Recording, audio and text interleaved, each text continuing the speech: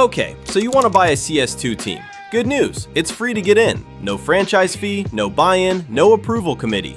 Riot makes you pay tens of millions for a single League of Legends slot. Activision does the same for Call of Duty. Valve just lets you show up and try to win your way in. And that's exactly why it's more dangerous, not less. Because nobody's protecting your business but you. There's no cartel of 10 owners keeping the market small. There's no guaranteed check waiting for you at the end of the season. There's just a scoreboard, an algorithm, and a lot of very rich competitors trying to outbid you for talent. And this is a young game wearing a new name.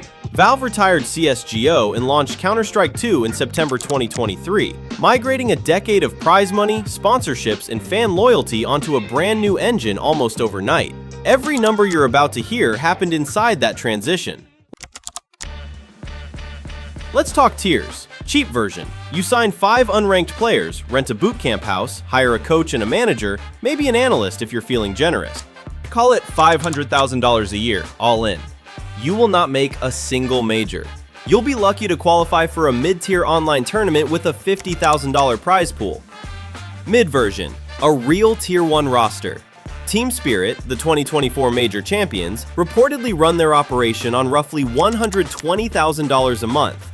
Team Falcons, the Saudi-backed org that's been buying up top talent since 2023, spend north of $250,000 a month. Do the annual math. That's $1.5 to $3 million a year before a single tournament win, before a single sponsor check clears. Expensive version. You don't buy a team, you buy a brand. In July 2022, FaZe Clan went public through a SPAC merger valued at $725 million. That's not the price of a roster, that's the price of a media company that happens to field a Counter-Strike team. And as you'll see later, it was also close to the top of the chart, right before one of the fastest collapses in Nasdaq history. Hidden costs nobody mentions in the headline: travel. Your team flies to Cologne, Copenhagen, Shanghai, Austin, sometimes 4 continents in 6 weeks, business class, with a support staff of 6 to 10 people. Add a sports psychologist, because burnout is now a real line item in esports. Add a full-time analyst dissecting demo files. Add a social media team, because half your revenue depends on content, not kills.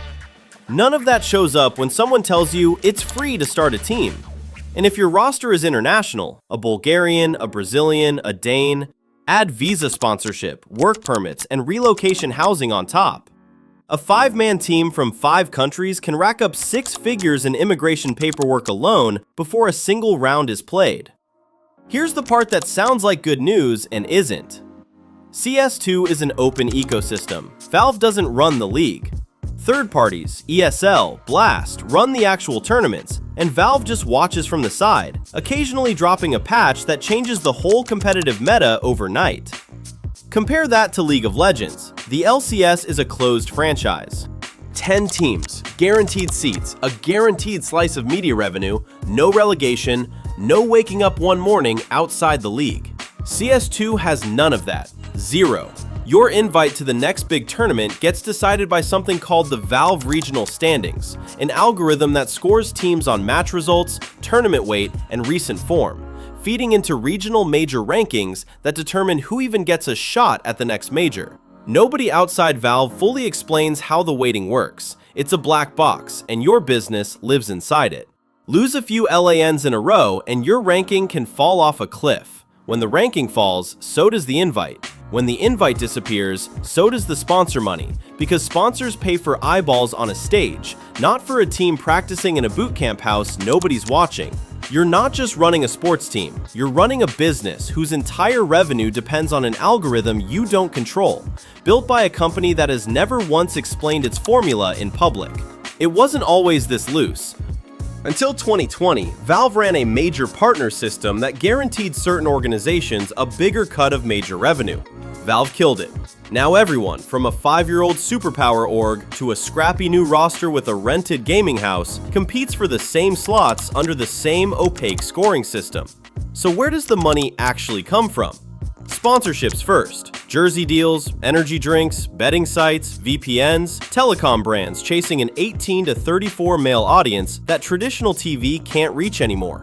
This is still the single biggest slice of revenue for most Tier 1 orgs, and it scales with viewership. A major final can pull well over 1 million concurrent viewers on Twitch and YouTube combined, which is exactly the number sponsors are actually paying for. Second, media rights. Tournament organizers like ESL and Blast sell broadcast packages and pay a portion of that back to the participating teams, on top of prize money.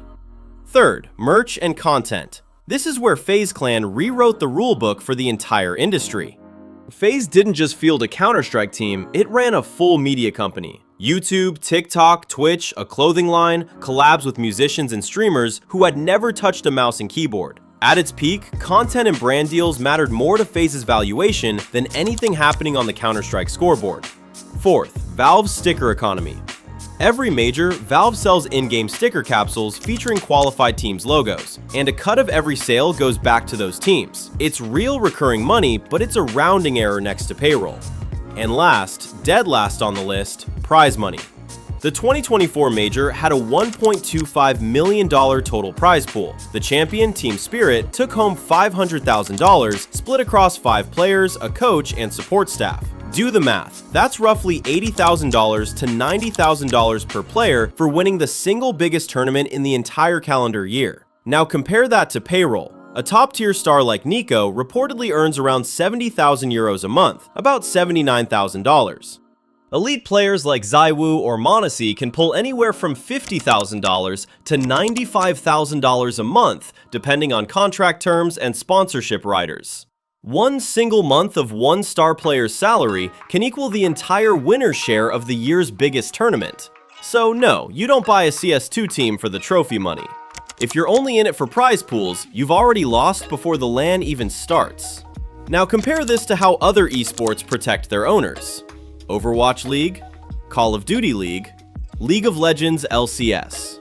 All closed franchises. You pay tens of millions up front to buy in, and in exchange, you get a guaranteed seat and a guaranteed cut of media revenue no matter how badly your team loses on stage. CS2 gives you none of that insurance. No floor, no parachute. So the smart owners stop betting on one team and start building a portfolio instead. GameSquare, the company that eventually absorbed FaZe Clan, doesn't just own a Counter-Strike roster, it owns multiple esports brands, a media arm, a merch business, and a creator management division layered on top. If the Counter-Strike side has a bad year, the content and merch side can still print money and keep the lights on. Own just one CS2 team with zero diversification, and you're one bad rating swing away from losing your tournament invite and your entire revenue stream overnight. Let's look at how this has actually played out for real people. Success story, Jason Lake. He founded Complexity Gaming back in 2003, practically the stone age of competitive gaming, running it out of not much more than a shared house and a dream. In November 2017, Dallas Cowboys owner Jerry Jones and real estate investor John Goff bought a majority stake in Complexity. Lake stayed on as CEO with a minority share. The organization moved its headquarters into The Star, the Cowboys' own training facility in Frisco, Texas, an esports team training inside an NFL franchise's home base. Lake later bought the organization back outright. Complexity is still a Tier 1 org today, more than 2 decades after he started it. That's what surviving the long game in this industry actually looks like. Patience, diversified backers, and a willingness to still be standing after everyone else's hype cycle burns out. Now, a warning sign that came earlier than most people remember, Astralis. Back in 2018 and 2019, Astralis was, statistically, the best Counter-Strike team that had ever existed. 4 major championships in about 18 months, a run no org has matched since. In 2020, Astralis Group listed on the Nasdaq First North Growth Market in Denmark at a valuation of roughly $75.5 million, against annual revenue of only about $6 million. That's close to a 20 times multiple on revenue for a company whose entire brand value sat on the shoulders of 5 players who could, in theory, all get injured, retire, or simply have a slump at the same time. Investors were pricing in nearly 2 decades of growth on the back of one dominant roster.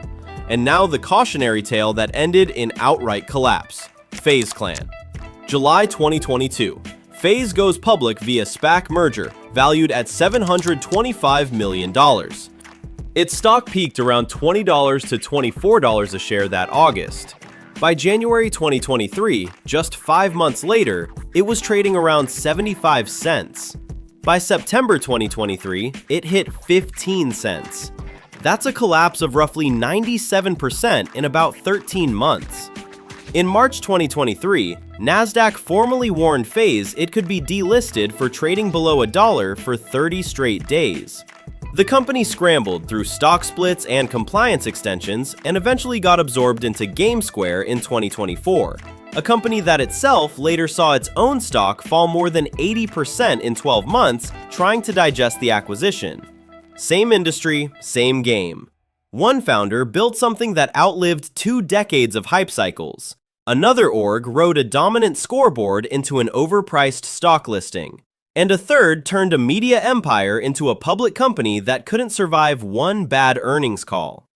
Let's run the numbers 2 ways. Optimistic scenario. You spend $1.5 to $2 million a year running a genuine Tier 1 roster. You land 2 solid sponsors at $500,000 each.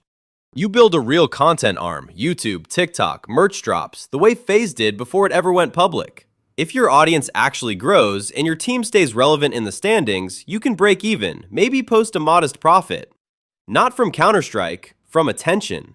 Realistic scenario, you spend $2 to $3 million a year on payroll alone. Your roster gets knocked out in the first round of 2 straight majors. Your Valve regional standing drops. Your invite to the next big event disappears. Sponsors start asking uncomfortable questions in quarterly calls. Prize money for the year, if you win anything at all, doesn't come close to covering a single month of salaries. And here's the brutal part. There's no relegation parachute payment, no franchise guarantee, no safety net underneath any of it. In a closed league like the LCS, a bad season still pays the bills through guaranteed revenue. In CS2, a bad season can end the entire business inside a single calendar year.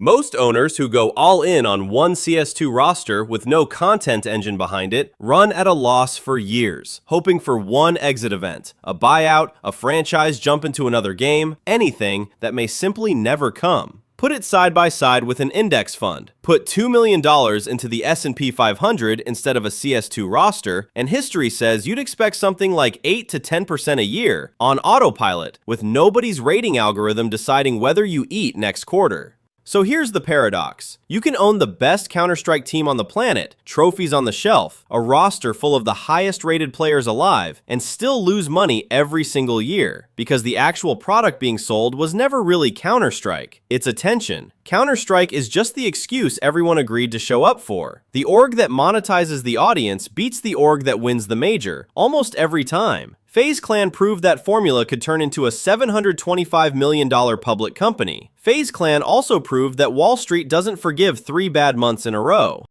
Astralis proved that even the most dominant scoreboard in the game's history isn't the same thing as a sustainable business model. And Complexity proved the opposite of all of it. Stay private, stay patient, survive 2 decades of nobody caring about esports, and you might just be the last team standing. So if someone offers you a Counter-Strike team next week, ask one question before you sign anything. Are you buying a scoreboard or are you buying an audience? Because only one of those pays the bills. Buy stocks. Or buy Counter-Strike. Just don't confuse the two.